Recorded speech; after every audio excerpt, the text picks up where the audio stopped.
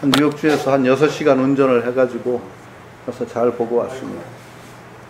예, 이렇게 긴 것 같은데요. 예. 마이크 저 안 써도 될 것 같은데. 예.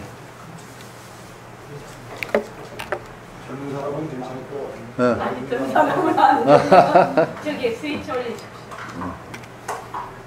옆에. 네. 자, 천수경을 하는데, 이제 뭐 비행기를 한 뭐 열 몇 시간을 타는데,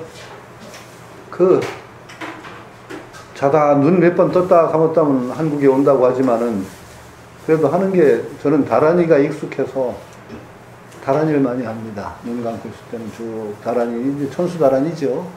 쭉 천수다란이를 많이 하고 그럽니다. 그렇게 되면은, 그 맛도 있어요. 천수다란이 쭉 하다가 자다가 또 깨면 또 천수다란이 하다가 저는 그 많이 합니다. 그래서 천수다란이를 그래서 또 많이 했습니다. 비행기 타는 거. 자, 우리가 어디까지 했죠? 청수천안 관자재보살 원만 무예셰비심 대다라니 제청이죠. 그러니까 천수천안 관자재보살 광대원만 무예대비심 대다라니, 이 원래 경 이름입니다. 원래 얘기했듯이 무예대비심 대다라니 경이죠. 천수관음이라는 건 얘기했지만은 여러 가지 관음이 있죠. 마두관음, 준제, 나중에 이제 준제주라든지 뭐 이런 거 나오는데 그 관음의 이름입니다. 준제라는 것이, 준제관음은 인간을 교화하는 관음이고, 천수관음도 역시 천수관음도 관음의 하나입니다. 그것을 청한다 그러죠. 우리가 그 대다라니를 청하옵니다 하면서, 청하려면은 그냥 청하면 안 되겠죠. 언제나 관대모살, 사람이 살아가는 데는 예법이 있어야 됩니다. 뭘 청할 때는 공짜로 받는 게 아닙니다. 그리고 간절한 마음으로 청해서 받아야 됩니다. 스승과 제자 사이에도 이렇게 제자가 청해야 됩니다. 무조건 물론 스승이 가르침을 아끼는 것은 아니지만, 함부로 가르치면 어떻게 된다고 했느냐면 가르침도 가벼워지고 듣는 사람도 가벼워집니다. 그래서 제자가 청할 때 가르침을 주는 것, 이것이 스승의 또 태도입니다. 아무 때나 그냥 막 옳은 가르침이라고 해서 막 하면은 그 가르침이 값이 안 나가요. 그리고 우리가 받을 때도 진실한 마음으로 청해서 받아야 그것이 값이 나갑니다.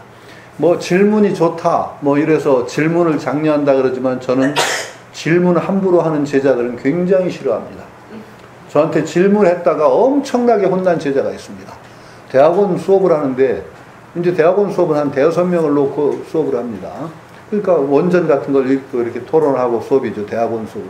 근데 제자 하나가 내가 말 한마디 하면은 바로 질문하고, 또 말도 안 되시고. 근데 내가 정색을 하고 해야 되나? 넌 그 질문 아니다. 선생이 얘기를 했으면 한 번은 네가 생각을 하고 질문해야지. 어떻게 내 말 떨어지자마자 입에서 질문이 나오냐? 그게 질문이야, 이놈아. 그렇게 질문하는 거 아니다. 적어도 네가 한번 새김질을 하고 무엇이 문제인가를 생각하고 질문해야지. 어떻게 말 떨어지자마자 질문해요? 막 엄청나게 혼이 났습니다. 그 친구 굉장히, 제가 그때만 해도 성질이 굉장히 강할 때인데 아마 충격을 받았을 거예요.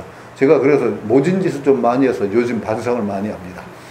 그 모진 짓 중에 하나는, 제자 하나, 그 학부생 제자인데, 나중에 그 사은회라고 하잖아요. 건대 철학과는 좀 분위기가 별나게 좋습니다. 그 사은회를 요즘 꾸준히 하고, 사은회 석상에서는 대개 여학생들은 다 울어버립니다. 그게 무슨 거기 신화시대냐고 남들이 그래요. 요새 사은회 안 하거든요. 근데 건대 철학과는 제가 그만뒀지만은 사은회 석상에서 다 옵니다. 뭐 그냥 얘기하다가 뭐 지난 4년간이 너무나 자기들한테는 큰 변화를 겪고 뭐 그렇다는 거죠. 남학생도 어떤 놈들은 막 줄줄 흘면서 막 저 끌어안고 선생님 사랑해요. 야, 나 남자 싫다 그러고 뭐 그런 경우도 있는데, 그 정도인데 아주 좋습니다. 분위기가, 수업 분위기도 좋고 뭐 자유롭게. 그런데 한 녀석은 졸업 사은회 때 와서 술을 따르면서, 선생님 참 저 선생님한테 혼인하고서 정말 선생님 수업을 몇 년을 못 들었습니다. 2년간을 못 듣고 4학년 때야 극복하고 들었습니다. 그런 거 보니까 그래요. 그 녀석이 그런 이유가 있어요. 이제 제가 수업을 하다 보면 제가 질문을 하거든요. 뭐 던지고 이렇게 물어보기도 하고. 그런데 이 녀석이 그 친구들 가운데서는 동양 철학에서는 약간 도사로 알려진 녀석이에요. 대답을 잘해요. 뭐 하면 막. 그런데 이게 뭐 하나도 제 지식이 아니야. 그냥 어디서 책 보고 뺏긴 지식을 그냥 막 줄줄 읊는 거예요. 그 이제 친구들한테는 통하지. 그래서 내가 한번 이렇게 했는데 막 대답을 하길래 그래서 그 다음에 그 꼬투리를 잡고 그래서 또 대답을 해. 또 그래서 하나씩 자꾸 물어. 그럼 꽉 막히죠. 그래서 그 다음부터 한 10분간은 혼났어요 저한테. 너 그 공부 그렇게 하는 거 아니다. 응? 어서 줄줄 외워가지고 그냥 뭐 그런 법이었잖아. 네가 생각을 해야지. 그래가지고 엄청나게 혼이 났어요. 그래서 친구들 사이에서는 아주 그 잘난 척하고 아주 하던 제자가 저한테 하도 혼이 나가지고 그 다음에 겁나서 제 수업을 2년간을 못 들었대요. 그래서 나중에는 자기 나름대로 극복을 하고 들었다고 그러는데 그런 경우도 있고. 근데 질문 함부로 하는 거 아니죠. 적어도 자기가 생각을 해서 요게 문제구나 하고 물어야 그때 그게 살이 되는 겁니다. 그러니까 언제나 배우는 자세 그게 필요하죠. 그리고 우리도 뭔가를 원할 때, 가르침을 원할 때는 진실한 마음으로 그걸 청해서 듣는 자세. 그래야만 그것이 자기 것이 된다는 거죠. 그게 개청, 그게 청하는 겁니다. 열어주십시오. 그 대단한 일을 열어주십시오 하고 청하는 대목이죠. 우리도 이제 진실한 마음으로 청할 때, 청하려면 우선 그 아부가 아니라 찬탄을 해야 됩니다. 그리고 제 자세가 어떻습니다? 대단한 이 경을 보면은 몇 가지 요소가 있다고 그랬죠. 중요한 게 찬탄입니다. 찬탄, 예경, 그 다음에 발언, 이런 요소들이 대단한 예경에는 아주 중요한 요소입니다. 찬탄이 굉장히 중요한 요소입니다. 대단한 예경에는. 찬탄이 뭐냐? 찬탄이라는 것은 정말 그러니까 수희공덕이라고 하고 찬탄공덕이 있습니다. 찬탄을 한다는 것은 그 찬탄을 통해서 그 내가 찬탄하는 대상의 공덕, 위신력을 나한테 옮겨오는 것이 찬탄입니다. 대단히 중요한 것이에요. 그 찬탄과 서원, 제가 이것을 받아서 이런 서원을 가지고 가르침을 청합니다. 예경, 그러니까 존경의 마음, 이것을 통해서 우리가 발전하는 거죠. 대단한 이 경은 굉장히 여러분 아시겠지만 밀교적인 요소가 강한 겁니다. 주문이라는 것, 진언이라는 건 전부 밀교죠. 그리고 밀교라고 하면 탈역신앙입니다. 일부 기본적으로 탈역이죠. 그런데 불교의 탈역은 그냥 탈역 아니라고 그랬죠. 언제나 내가 찬탄하고 예경하고 하는 그 대상의 힘을 나한테 옮겨오는 탈역입니다. 그냥 무조건 매달리는 그런 신앙이 아니죠. 내가 찬탄을 하면서 내가 또 소원을 바라면서 그 위신력을 나한테 옮겨오는 것, 이것이 불교의 어떤 기도고 찬탄이고 그렇습니다. 우리가 가장 생애에서 늘 갖춰야 될 가장 기본적인 태도가 저는 찬탄하는 태도, 이것이 아닌가 싶습니다. 대개 우리가 찬탄을 하지 않고 시기하고 남이 좋은 점이 있으면 깔보고 합니다. 절대 그 사람 발전할 수 없습니다. 찬탄하는 가운데 그 공덕이 나한테 옮겨온다. 그러니까 늘 우리가 삶의 기본적인 태도로 찬탄하는 태도, 기뻐하는 태도, 이것이 근본이 되면은 끊임없는 발전이 있으리라는 것을 생각을 할 수가 있을 것 같습니다. 찬탄한다라는 말이죠. 그래서 그렇습니다. 계수, 관음, 대비주, 그러니까 관음의 대비주에 내가 귀해서 절합니다. 이런 말이죠. 배수계수라고 하죠. 보통은 인도에서는 발에 절합니다. 발밑에 절합니다. 저 유마경 같은 데 봐도 유마거사가 그렇게 훌륭한 법력을 가지고 있어도 스님들 만나면은 발에 절한다고 했습니다. 늘 기본이. 그래서 유마경 읽으면서 참 저는 그 대목에 굉장히 또 감동을 받았습니다. 유마거사 스님 앞에 오만 떨은 적 한 번도 없습니다. 스님 딱 만나면 발에 절하고 라고 시작을 합니다. 그게 왜 그러냐? 사부대중의 어떤 그 구조가 그래요. 우리가 스님이 잘났든 못났든 그 적장자로서의 그걸 인정하는 겁니다. 스님의 어떤 먹물옷을 통해서 불법이 전승한다는 것에 대한 감사이념을 늘 가진 겁니다. 그리고 스님들을 받들면서 사부대중의 구조가 이루어지기 때문에 절하고 시작합니다. 이게 계수라고 하는 것, 그 다음에 절하고, 찬탄하는 것 기본적인 태도죠. 우리 동양의 예법은 자기 몸을 던져서 절하는 것이 기본적인 예법입니다. 오체투지죠. 서양은 그런 예법이 없습니다. 근데 요즘은 이 예법이 좀 사장이 될 것 같아요. 종교 행사 외에는 아마 절하는 것도 없어질 것 같아요. 그리고 이 좌식 생활 아니고 의자 생활하면은 이 절하기가 굉장히 불편해집니다. 그 이제 일반 사이에서는 그냥 절하는 예절은 저는 피했으면 좋겠습니다. 저는 한문을 배웠는데 선생님이 굉장히 앞서 나가신 분이었어요. 굉장히 아주 진보적이고 거의 지금 얘기하면 빨갱이 수준이에요. 이 시기에. 그런데 어느 날 내 앞에서 이제 절하지 마라 그러시더라고요. 오면은 그냥 가볍게 서서 인사하는 걸로 끝내자. 머리 비굴하게 쳐박지 말고.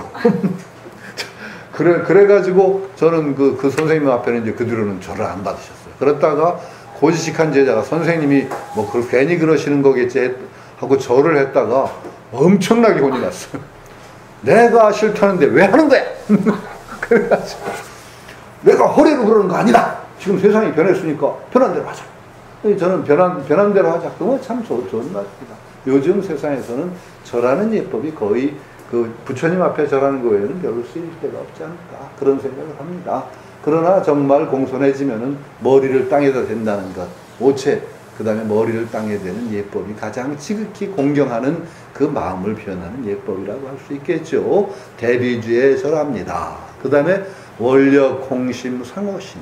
그럼 원력, 홍심이라는 것은 원력이 크고 깊다. 그리고 상호심이라는 것은 상호로 꾸며진 몸이라는 거죠. 원력이 크고 깊은 상호의 몸이다. 그런데 선생님 거기도 있죠. 상호로 장업을 하는 겁니다. 우리가 장업을 하는데 기본적인 장업이 뭐죠? 상호로 장업을 하고 그 다음에 불교 스님들 빼놓고는 장엄구 이거 걸치고 그러는 거 불교 싫어하지 않습니다. 저는 이제 대승불교가 보살이 중심이다. 제가자가 중심. 보살이란 칭호가 어디서 나왔겠습니까? 저는 제가자가 보살의 중심이라고 늘 생각을 합니다. 간단합니다. 그거는 뭐냐? 보살상을 보십시오. 보살상 중에 스님 행색을 한 보살이 누굽니까? 지장보살 한 분입니다. 나머지 전부 스님 아닙니다. 보관을 쓰고 그 다음에 화려한 아름다운 옷을 걸치고 있죠. 장엄하는 겁니다. 스님들 장엄하면 안 돼요. 스님들은요 그 꽃 하나도 붙이면 안 됩니다. 절대 먹물옷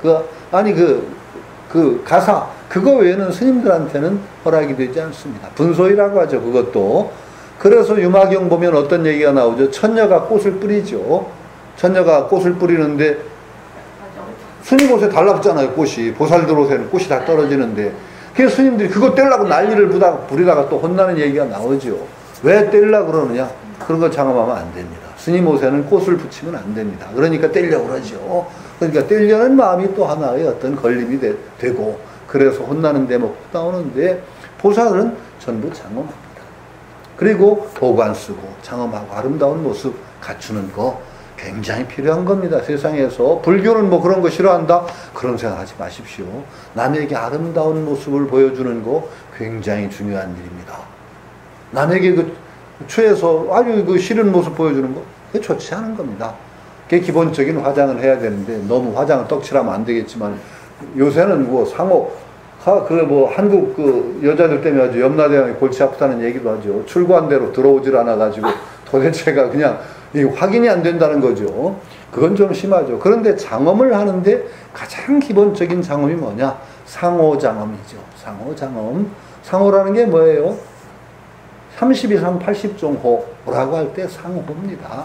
그러니까 훌륭한 모습, 그것이 저절로 갖추어지는 겁니다. 우리가 계속 마음을 닫고 하다 보면은 태가 나요. 그것이 얼굴에 드러납니다. 그게 상호입니다. 그 훌륭한 수행을 하고 한 사람들은 상호가 갖추어진다고 하는데 상호에도 또 그거 집착하시면 안 됩니다. 부처님 30 이상 80종호를 그대로 갖추면 뭐가 되는지 아시죠? 괴물됩니다. 괴물입니다. 30 이상 80종호 그거 그대로 믿지 마세요. 언제나 우리가 진실을 봐야 됩니다. 우리가 상호라는 건 중요해요. 언제나 상호가 있어요. 훌륭한 사람들에게는 풍기는 모습과 관상에도 나타나요. 근데 30 이상 80.5 그거 부처님이 그대로 갖추셨다? 그 괴물이죠. 손가락 길이가 같고 뭐 피막 같은 게 뭐 물갈퀴 같은 게 있고 여기 서이 미간에 흰털이 그냥 이렇게 점 모양으로 나고 머리가 소라고동 모양으로 돼 있고 부처님 혓바닥은 뭐예요? 장광설이죠.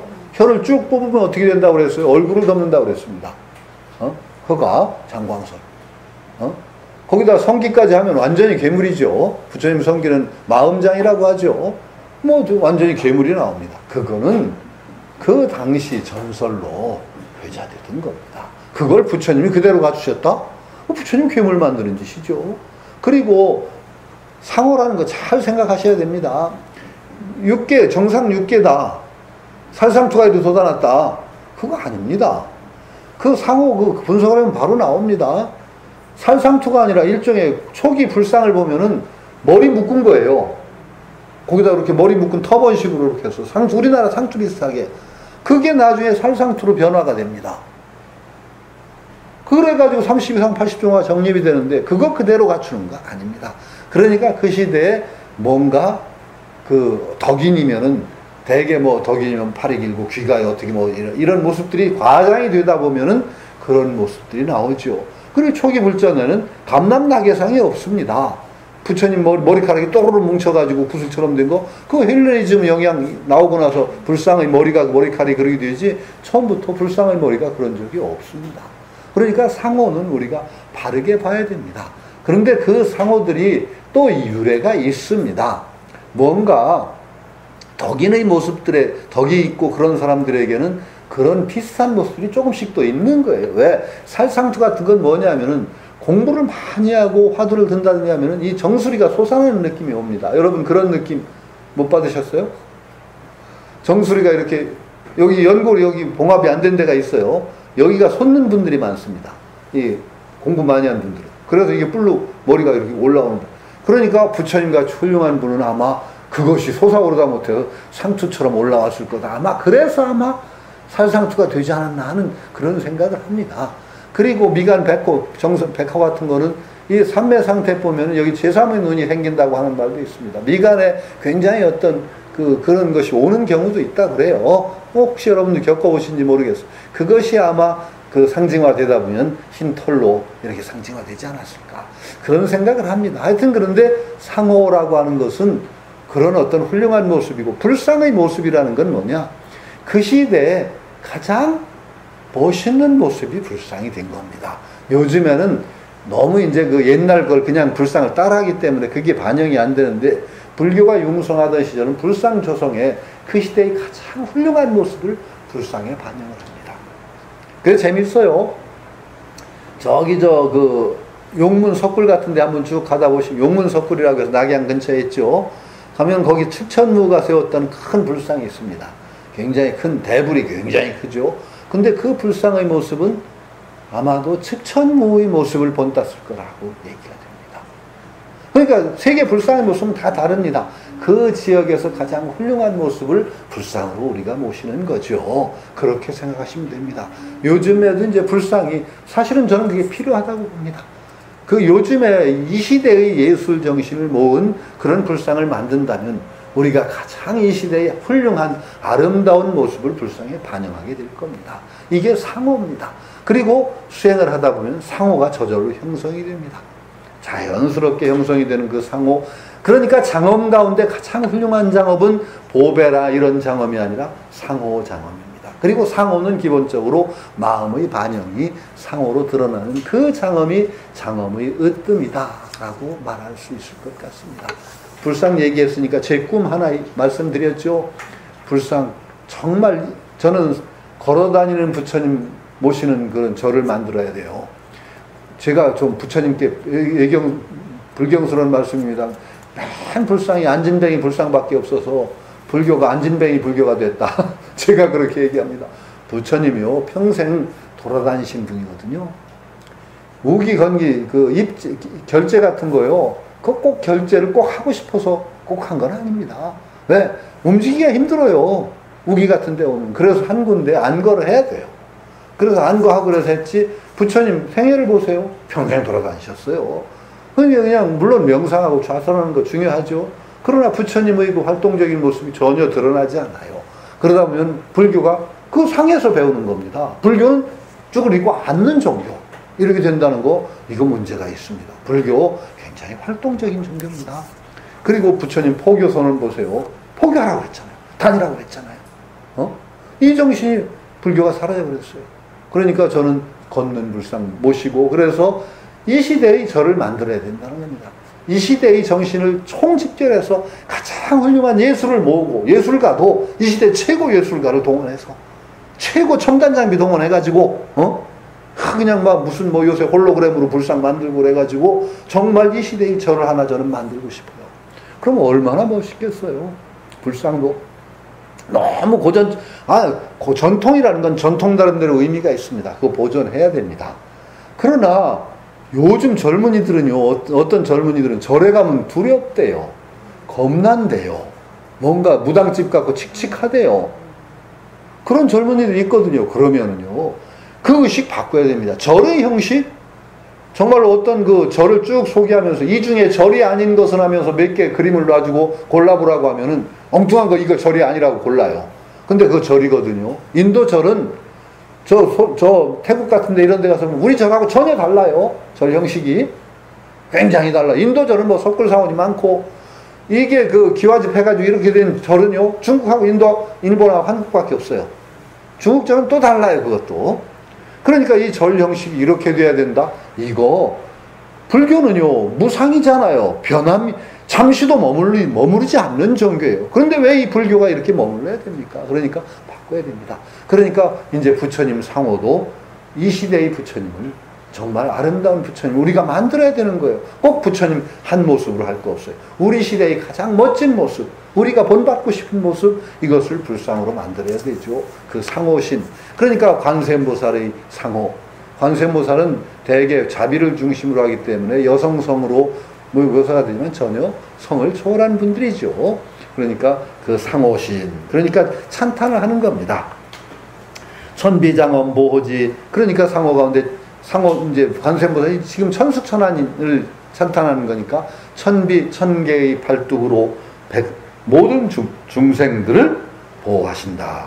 천비, 천수, 천안이죠. 그러니까 여기에서 관세음보살이 가장 훌륭한, 우리가 그 관세음보살 찬탄하는 것이 천수천안이라는 점에서 우리가 찬탄을 많이 드리죠. 고통을 살피시고 어루만져주는 관세음보살이 천비장엄으로, 천비로서 그 장엄하고 보호하신다. 우리를 보호하시는 부처입니다.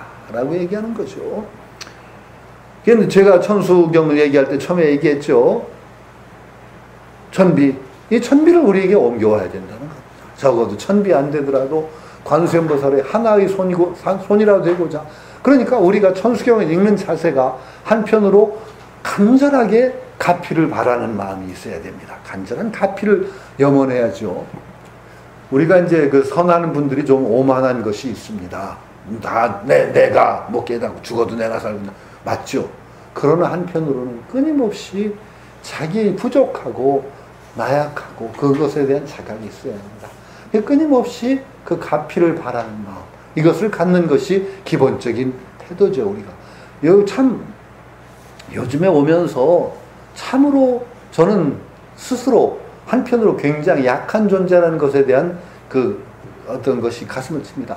지금 오기 전에 바로 일심의 보살님하고도 얘기했습니다만, 죽음이란 문제를 딱 눈앞에 들었을 때 우리 어느 누구도 담담해지지 않습니다. 암이라는 진단을 받았다고 안 하고 암 선고를 받았다고 그래요. 무슨 선고 받았다고, 암 선고래, 무슨 재판에 선고받은 것처럼. 그거 아닌데. 근데 암 걸렸다면 되게 띵 해가지고 반은 죽어요. 사람들이. 반은 암이라는 것 때문에 반 죽어버려요. 그렇게 약한 존재예요. 그런데 그때 우리가 진실하게 종교의 가장 마지막까지 종교가 힘을 발휘하는 게 뭐냐? 아무리 절망적인 상황에도 희망을 주게 하는 게 바로 종교입니다. 그리고 간절한 그 염원, 희구, 이것이 종교의 본질이에요. 그것을 통해서 다시 우리는 힘을 얻습니다.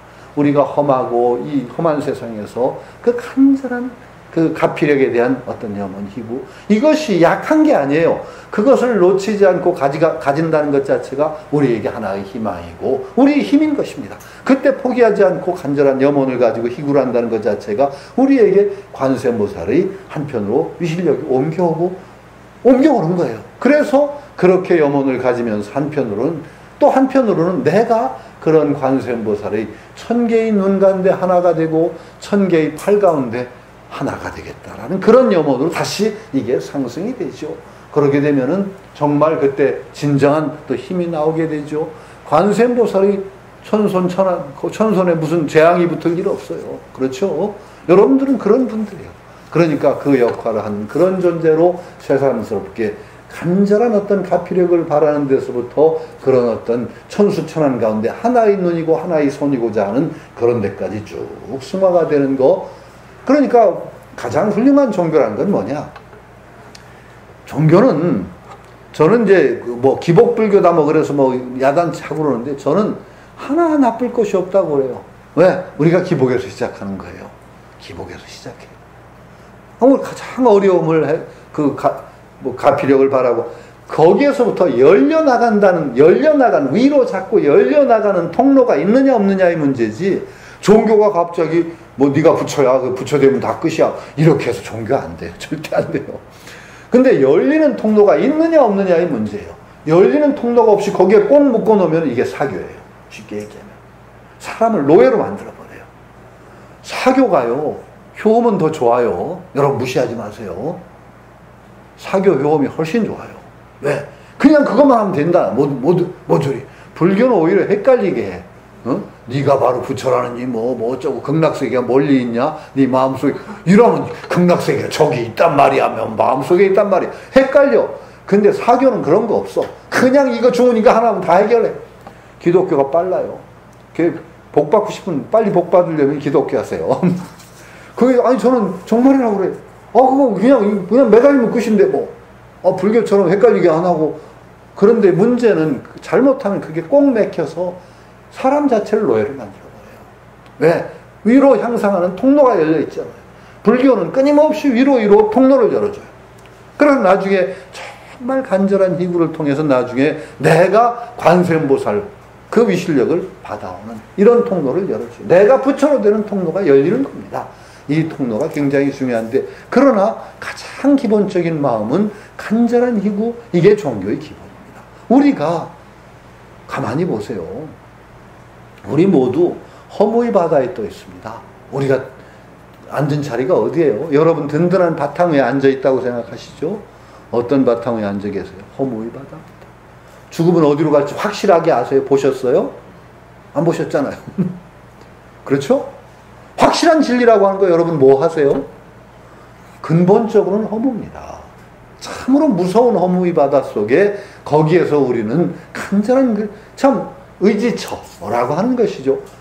나를 의지처로 삼고 진리를 의지처로 삼는다. 의지처를 갖지 못하면 허무 속에 우리는 떠내려갑니다. 이 떠내려가면 안 돼요. 떠내려가면 끝이 없어요. 그냥 그걸로 끝이 떠내려가는 순간에. 근데 가장 기본적인 의지처, 간절한 희구, 가피력에 대한 호소, 이것이 기본적인 출발점입니다. 이걸 무시하면 종교 안 됩니다. 종교의 가장 훌륭한 점은 가장 기본적인 의지처를 준다는 것. 그래서 그 의지처에 의거해서, 그것에 의거해서 우리는 끊임없이 발돋움을 해서 하나하나 더 높은 곳으로 나아가는 것이지, 이걸 갖다가 오만하게 나는 한 방에 무너집니다. 그거 즉 자기가 허무의 바다에 떠 있다는 자각을 못했을 때 오만한 거예요. 내가 떠 있는 곳이 바로 허무의 바다라는 것을 자각하고 나면 거기에 가장 소중한 의지처, 그것이 바로 필요한 것이죠. 그걸 자각하고 그 다음에 천비장원보, 천안광명 변관조, 이건 두 개가 한 쌍으로 가는 겁니다. 천안으로 두루 살피신다. 고통을 살피시고 어루만져 주시는 관세음보살에 대한 찬탄인 거죠.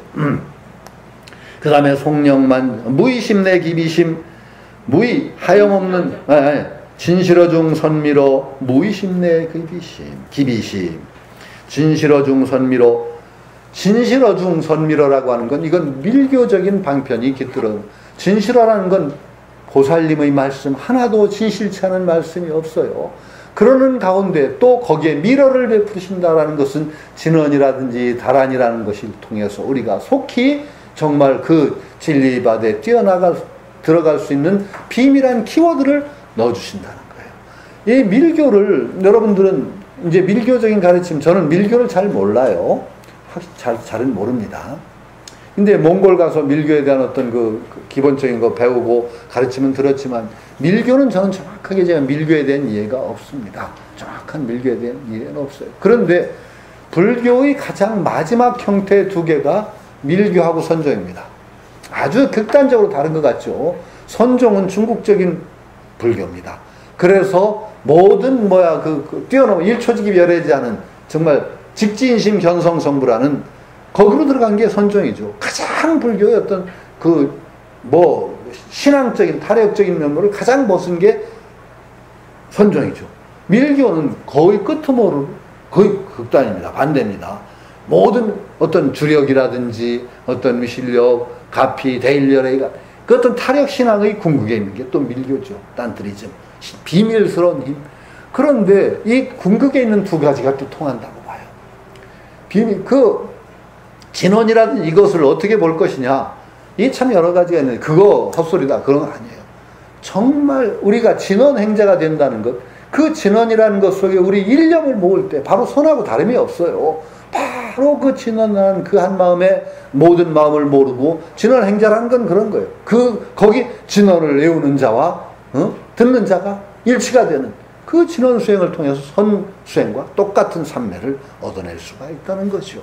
그리고 그 믿음 전에 얘기했죠. 우리가 하는 것이 전부라고 생각하지 마세요. 절대.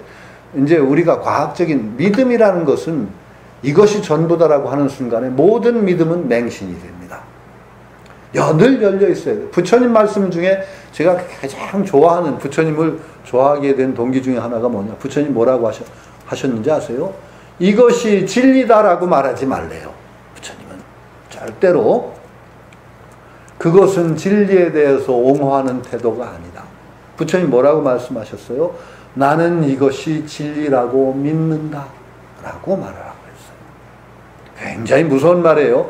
이것이 진리다 라고 선언하는 순간에 맹신됩니다. 과학도 미신이 돼요. 과학이 전부 밝혔다, 과학대로 살겠다, 그 터무니없는 소리예요. 절대 그렇지 않아요. 정말 오히려 과학에 깊이 들어가는 사람은 과학이 정말 바닷가에 있는 조약돌 가운데 하나 정도라고 생각하는 것이 오히려 겸손한 과학자들의 태도예요. 그게 과학대로 산다고 하면서 과학에 맹신 가진 사람, 애들 키우면서 단백질 몇 그램 이렇게 해서 먹이면 애를 어떻게 만들어요? 비만으로 만들다가 병신으로 만듭니다. 대충 먹다 보면 사는 거. 이게 과학도 맹신이죠. 그러니까 지금까지 내가 아는 한에서는 이게 옳다고 믿는다. 이렇게 말하는 것이 겸손한 태도고 진리를 옹호하는 태도예요. 그러면 우리가 모르는 세계, 그건 내가 모른다고 해야지 없다고 하면 안 돼요.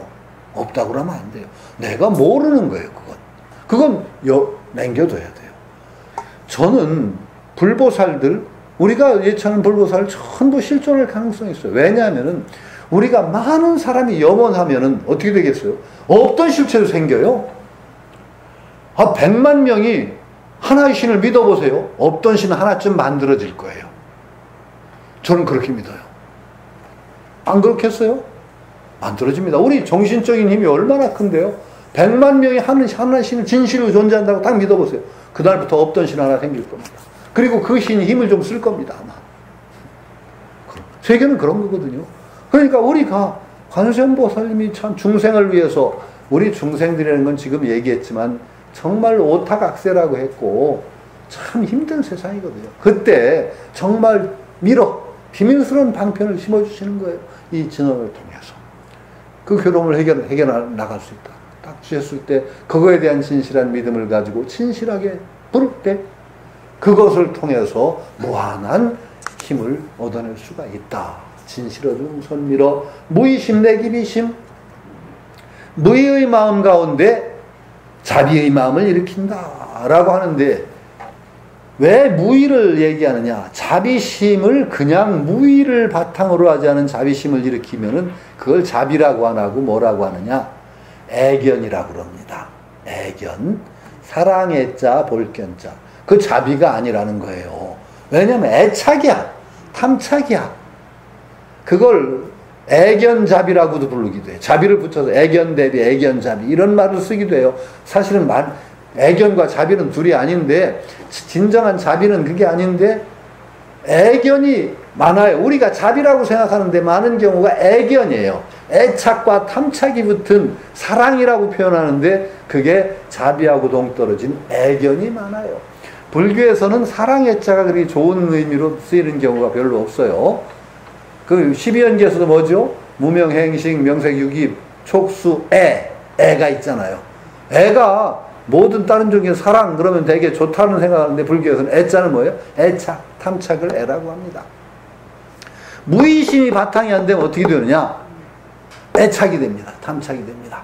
그러니까 늘 그러나 우리가 우리 중생분으로서는 진정으로 완전한 무의심에서 대비심을 일으킬 길이 없어요. 대체로 우리는 애견이라고 봐야 돼요. 그런데 그 애견을 끊임없이 무의심으로 벽을 헐어나가는 과정에 있는 거예요, 우리는. 그러니까 늘 우리가 이게 중요한 게 우리가 이거 무의심을 바탕으로 해서 완전한 자비심을 일으켜야 되겠다? 꿈 깨세요. 안 됩니다. 꿈 깨세요. 안 돼요. 왜? 우리는 끊임없이 애착에 바탕한 자비를 일으킬 수밖에 없어요. 근데 그걸 끊임없이 깨나가는 과정에 있어요. 늘 제가 경계하는 거, 연기적인 사고가 아닌 둘로 쪼개는 사고, 그거 버리셔야 돼요. 불교에 들어오면 그거부터 버리셔야 돼요. 제가 그래서 전에 얘기했죠. 욕망과 서원을 둘로 보면 안 됩니다. 욕망은 따로 있고 서원은 따로 있어서 욕망은 다 버리고 서원은 막 세우고 그런 거 아니에요. 끊임없이 욕망이 서원으로 전환되는 과정에 살아가는 것이 우리 삶이에요. 왜? 우리가 불법을 모르고 지혜의 눈을 뜨지 못하면은 나를 중심에서 끊임없이 자기에게 붙들어 매려고 할 때 그게 욕망이라고 해요. 탐착이라고 그러고 불교에 들어와서 불문에 들어와서 부처님 법을 배우고 하면 끊임없이 연기적인 사고가 틀려요. 연기라는 게 뭐예요? 상호 의존성, 끊임없는. 그러다 보면 어떻게 돼요? 아상이 깨져요. 아상이 깨지는 만큼 탐착이 줄고 그게 서원으로 전환이 돼요. 아, 저게 남이 아니에요.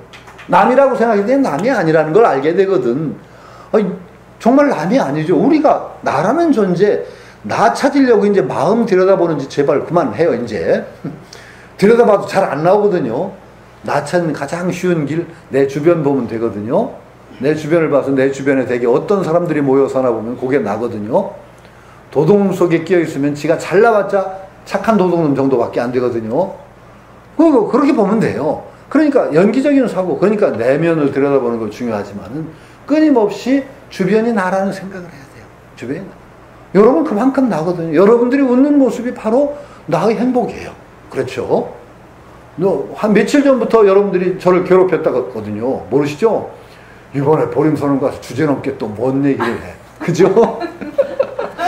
그러니까 이게 이렇게 우리라는 존재는 그런 어떤 끊임없는 관계 속에서 이렇게 존재하는 거예요. 그런 거죠. 그런데 그렇게 알기 시작하면서 차츰차츰 나 하나만을 생각하는 마음에서부터 남, 너, 이웃, 사회, 국가, 나중에는 중생으로 이게 마음이 쭉 확대가 되면 그게 사홍서원으로 쭉 이어져 나가는 거예요. 그러니까 욕망은 나쁜 거니까 버려야 되고 서원은 세워야 되고 이런 식으로 둘로 나누면 공부 안 돼요. 버리려고 할수록 더 커져요. 절대 안 돼요. 망상을 버리려고 하면은 망상 절대 못 버립니다. 망상 버리려고 하면 망상 의식하는 순간에 그게 버려지나요? 벌써 망상을 피우고 있는데 그거 안 되는 거죠. 망상과 번뇌와 보리가 둘이 아니라는 그 관점에 설 때, 그러니까 애견과 대비를 둘러 보시면 안 돼요. 내 자식 사랑하는 거 자비예요. 그런데 그것이 내 그 소견이 뚫리지 않아서 그 어떤 진리에 대한 깨달음이 부족해서 요것만, 그래서 여기 밖으로 못 터져 나가는 거예요. 자꾸 내 새끼만 이렇게 될 뿐이지. 그게 바로 자비심의 바탕이에요. 자비심이 뿌리고 같은 종자예요. 요것이 터져나갈 때 무의심으로 터져. 무의심, 끊임없이 집착하는 마음에서부터 무의심으로 자꾸 전환이 되면서 우리가 무한한 대자대비로 확산이 돼 나가는 과정을 살아가는 것이 불자의 삶인 거예요. 그렇게 확산되면은 바로 부처되는 거 멀지 않아요. 시간이라는 건 전에 얘기했지만 그거 실제 하는 거 아니거든요. 여러분 뭐 저 몇십 평생에 어디 갔어요? 주렁주렁 끌고 다니세요? 무거워서 어떻게 끌고 다니세요? 그거 없거든요. 지나고 나면 단순간이에요. 부처되는 순간에 이르면은 부처되기까지 그 긴 과정이 아마 단순간일 거예요. 단순간. 우리가 그렇게 끊임없이 그 애견에서부터 대비로 쭉 확산해 나가는 과정, 내가 그 과정 가운데 있고자 하는 것, 이것이 바로 불자의 삶이라는 거죠. 저는 발언문 가운데서 나홍화성 발언문을 참 좋아합니다. 나홍화성 발언문. 그렇죠? 원하 세세생생처 상어반야불태전 그랬거든요. 내가 세세생생처 세세생생 살아가는 동안에 언제나 반야의 길에 있어서 뒤로 물러서지 않기를, 이렇게 바라시는 그 마음이죠. 우리가 끊임없이 향상일로 반야의 길에 머물러서 나아가고 있다. 이것만 있으면 우리는 바로 부처님 숙이 받은 거죠. 부처되는 길에 들어섰고 그거 멀지 않은 거다. 그러니까 애견과 대비 둘러보면 안 되죠. 그러니까 무의심 내 기비심이라는 것, 우리는 그러나 끊임없이 경계를 해야 돼요. 내가 남을 사랑하고 자비를 한다고 하는 것이 혹시라도 너무 나의 어떤 그 애착이라는 데 바탕하고 있지 않는가를 끊임없이 되새김질을 해야 되죠. 한 번씩 살핌으로써 끊임없이 무의심으로 그걸 확산해 나간다. 이렇게 되는 거죠. 그렇게 되면 어떻게 될까? 불교 믿으면 연애하기 힘들 것 같다는 생각을 하는 사람인데 진짜 연애 멋있게 할 수 있을 것 같아요. 그렇죠? 왜냐하면은 연애할 때도 연애는 참 잘 하기는 그거 잘 안 될지 모르겠네요. 제가 얘기했죠. 그 결혼은 판단력 부족으로 한다고, 그죠? 그 다음에 이혼은 인내력 부족으로 하고 재혼은 그 기억력 부족으로 한다고. 그게 되게 진리라고 합니다. 그게 판단력 부족. 그래 우리가 판단력은 한번 흐려졌지만은 그래도 인내력은 그래도 괜찮은 사람들이라고 자위하며 살고 그러는 건데, 그렇지. 그래도 아마 불교 믿음에 연애하면 더 멋있게 할 수 있을 것 같아요.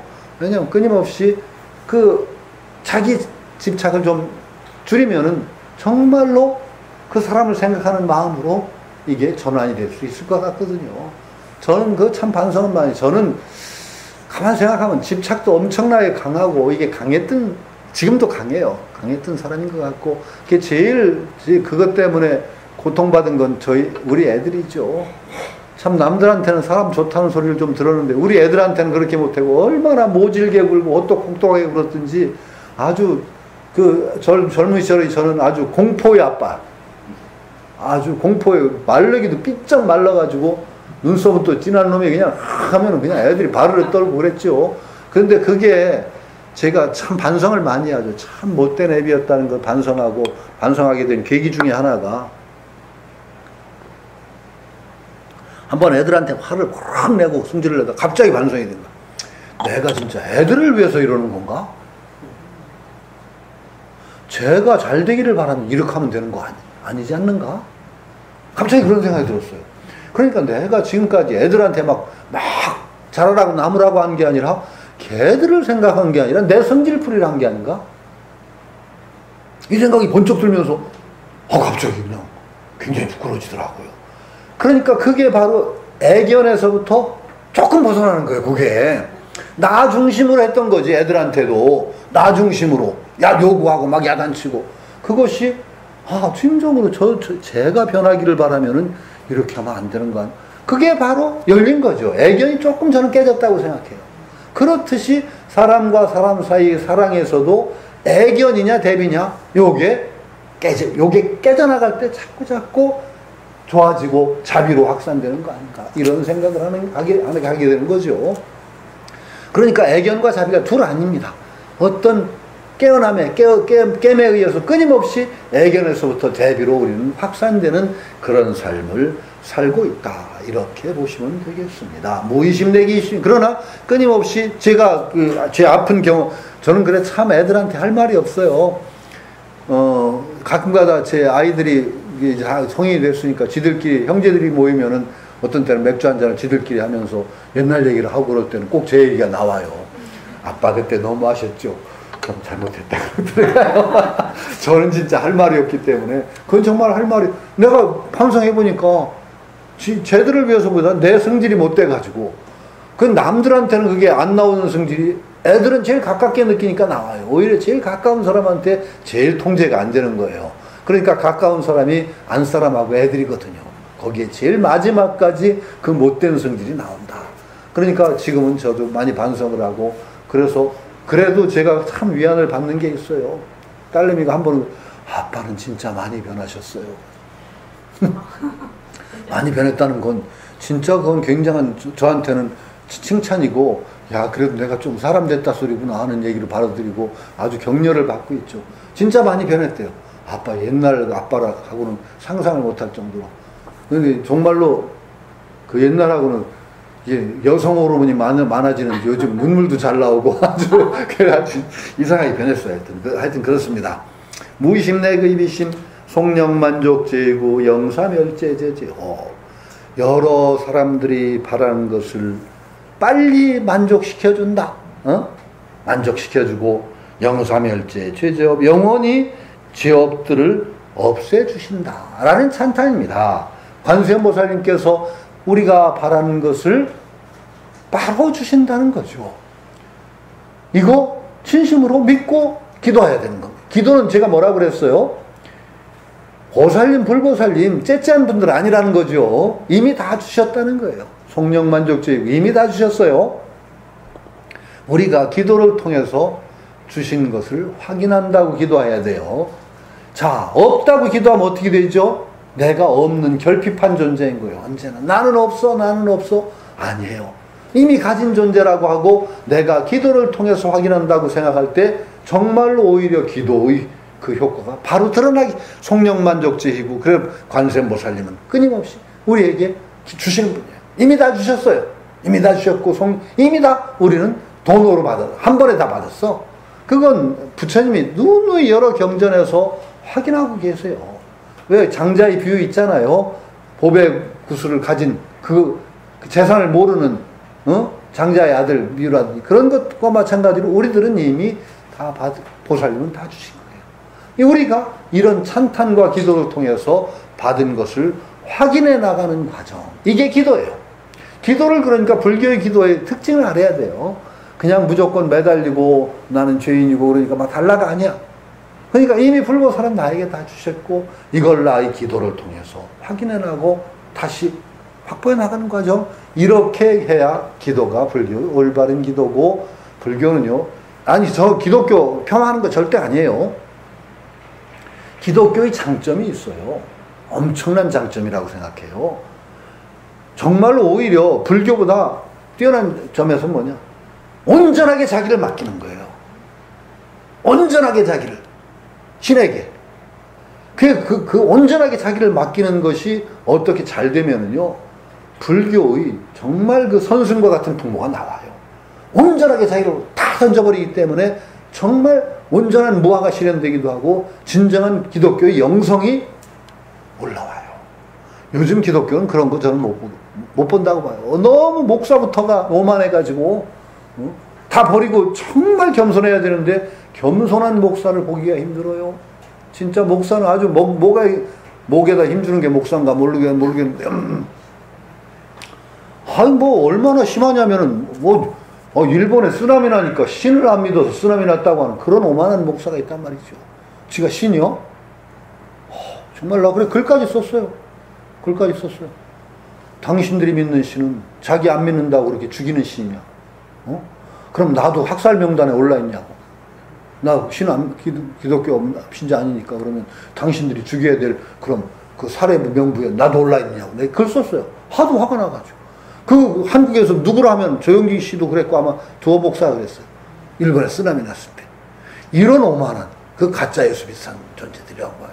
용서하면 안 될 거예요. 저는 목사들한테 대놓고 막 공격해요. 아는 목사한테. 당신들 그걸 보고 가만히 있냐고. 그랬더니 목사들도 정말 죽겠대요. 좀 양심적인 목사들은 송 교수님 저희도 죽겠어요. 그런데 그런 목사들이 되게 힘을 쓰거든요. 그러니까 기독교 영성이 움터나올 공간이 기독교에 저는 사라지고 있다고 보죠. 저는 진실하게 믿으면은 기독교의 영성이 움터나올 수 있다고 믿어요. 그러니까 저는 타종교에 대해서 무시하고 싶은 생각이 없는데, 그러나 장점은 불교의 장점은 또 장점대로 바로 알아야 되는 거 아니에요?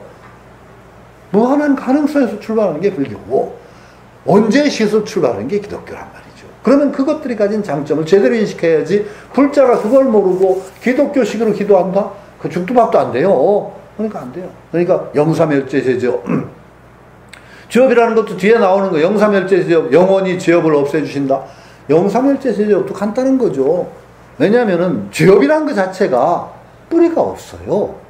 죄업이 원래 달라붙을 데가 없고 그러니까 뒤에 나오죠. 참회계에 보면 나오죠. 여화분고초 멸진 심양멸시 죄역망. 그러니까 마음이 멸하는 가운데 죄도 또한 없다.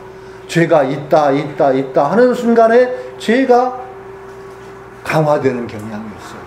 제가 우스갯소리로 가끔가다 기독교인들 앞에서 하면 기독교인들이 이 선교수님 어떻게 그런 것만 하냐고 하는 농담 비슷한 게 있어요. 부흥 목사가 부흥회라면서 떠들었단 말이에요. 죄사함의 은총을 받으려면 어떻게 됩니까? 죄사함의 은총을 받으려면 어떻게 됩니까?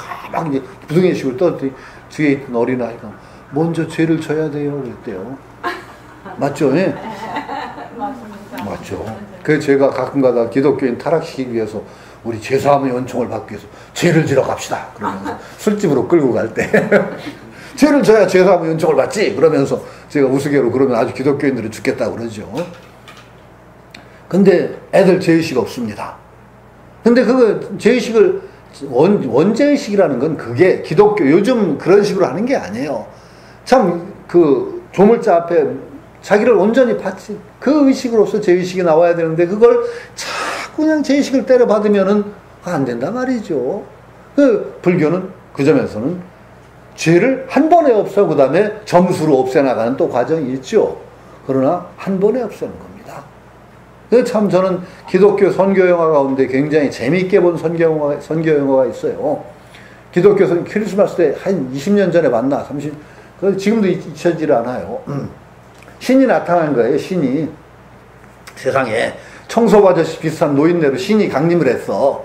어떤 남자를 만난 거예요. 신하고 이제 그게 소문이 났어요. 신을 만났다 이래. 그래가지고 이게 문제가 됐어. 기성의 기독교인들이 그걸 용납을 못하는 거야. 네가 신을 만났다니 말이야. 그러면 진짜 증거를 대라. 그래가지고 신이 아니면 답변을 못하는 질문서를 작성해가지고 이 친구를 호텔에다 유폐를 했어요. 아무도 못 들어가게. 근데 질문서가 그 사람은 읽지도 못해. 고대 유태어로 써요. 히라본가 히브리어로 쓴 질문서를 작성해서 너 신을 만났다니까 이거 신한테 답변을 얻어라. 유폐를 해버렸어요. 그 질문서 그 가운데 재미있는 게 몇 개가 있어요. 최후의 심판은 정말 있습니까? 네, 질문 가운데 하나요. 신이 그러니까 유폐된 신이 거기 나타난 거야. 그래서 거기에 답을 신이 주는 거야. 야, 내가 왜 그런 끔찍한 각본을 미리 세워놓고 있겠냐? 신의 답변이에요. 니들이 하기 달렸지. 나 그런 끔찍한 최후의 심판 같은 각본 세운 거 없다. 왜 아담과 이브가 선악과를 따먹게 그냥 방치를 하셨습니까? 그것도 질문이야. 응? 나는 걔들이 성인이라 자기 행동에 책임을 질 줄 알았지 뭐. 뭐 그랬던 하여튼 거기다가 마지막에 그런데 그건 또 기독교라 좀 기분이 좀 나빴지만 예수가 정말 당신 아들입니까? 그 질문도 있어요. 그 신이 뭐라고? 그렇지. 그러더니 또 뒷짐을 지더니 석가도 공차도 다 내 아들이지. 이리 나와. 뭐 이런 식으로 이제 답변이 나왔어요.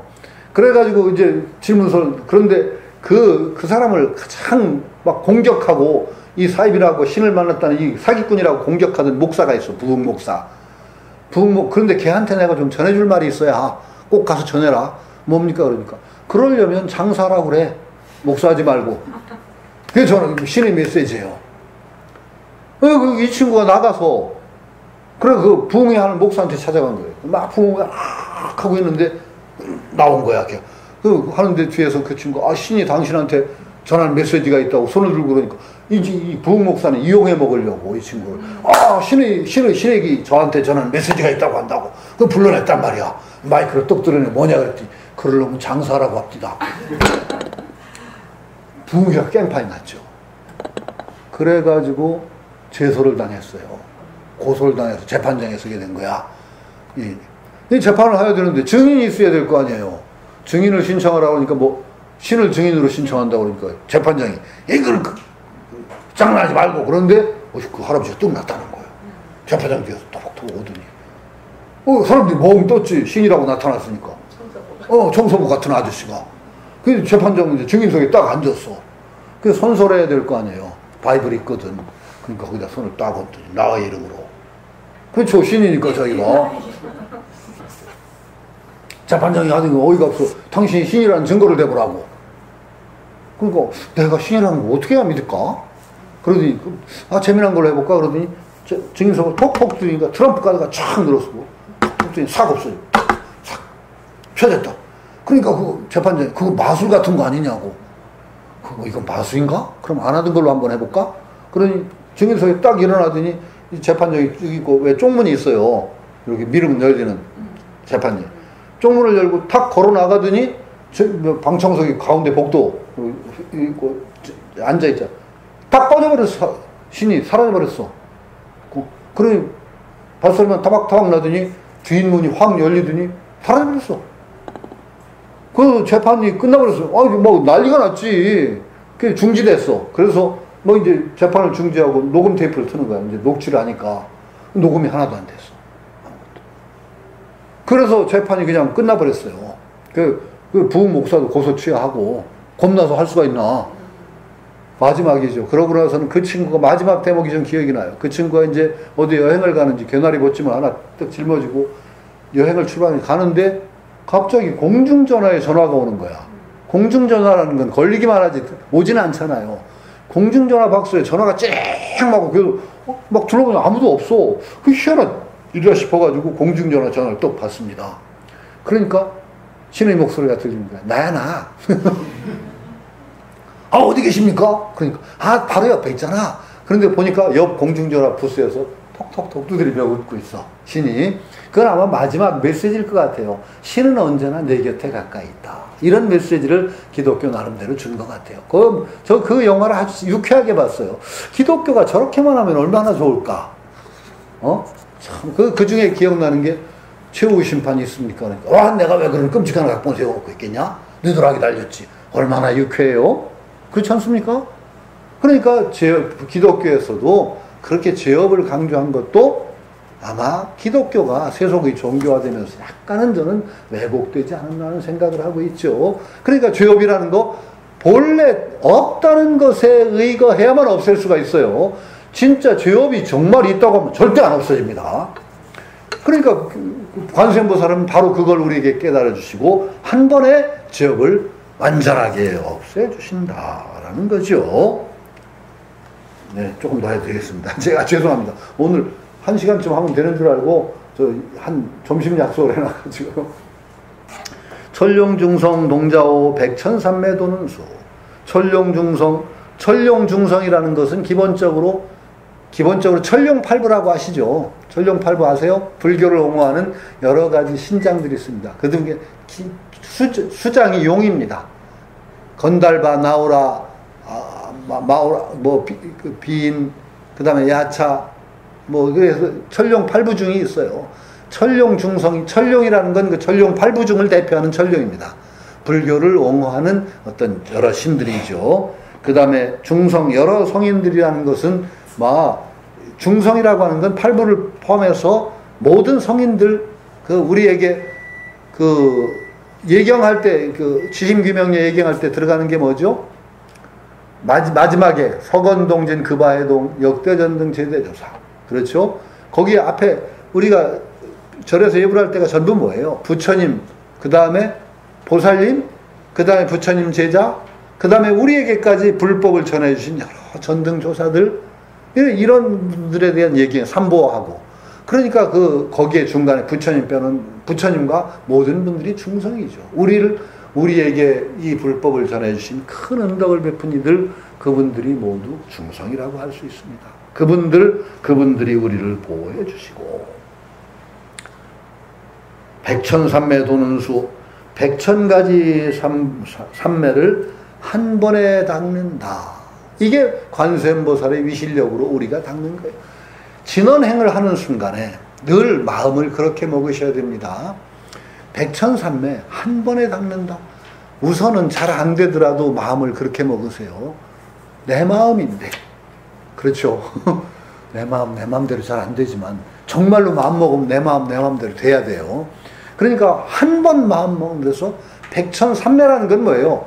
삼매가 삼매라고 쓰니까 그렇지, 계정의 가운데 정이 삼매입니다. 삼매의 뜻은 뭐예요? 몰입이에요. 몰입. 한 군데 몰입함. 몰두. 모든 것을 차단하고 한 군데 몰입함이 삼매입니다. 그러니까 여로운 마음이니까 그 한 번에 삼매에 든다고 생각하세요. 자, 그런데 잘 안 되죠, 물론. 그러나 기본은 그런 겁니다. 여로운 마음이니까 여로운 마음대로 돼야 돼요. 마지막에 그렇게 되는 겁니다. 좀 과정에 우리가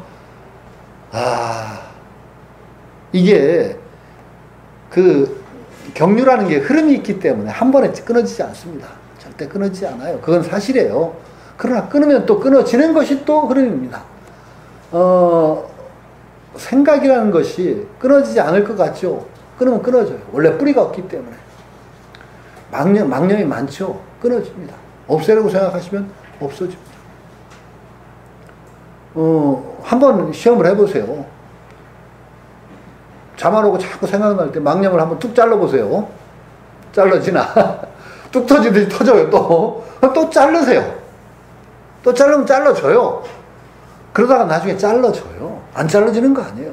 그렇듯이 내 마음이니까 내가 참으로 진심으로 일념으로 마음을 먹으면은 삼매가 옵니다. 삼매 오기 어려운 거 아니에요. 그리고 기본적으로 천수경이라는 그런 여기서는 그 삼매를 뭐로 닦느냐? 진언으로 닦고 다란이로 닦습니다.